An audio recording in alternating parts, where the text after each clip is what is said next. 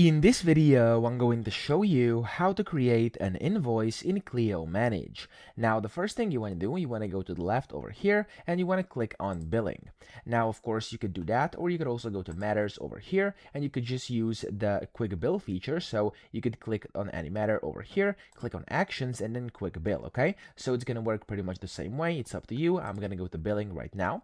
And then from here, what I'm going to do is actually click on this button here in the top right, which says new bills. Now, when you do this, you basically have to select your billable client. So I'm just going to select this first one over here for now. That's going to be good, but of course you can do multiple if you want to. So I'm going to do the first one, as I said, and now I'm going to click on generate.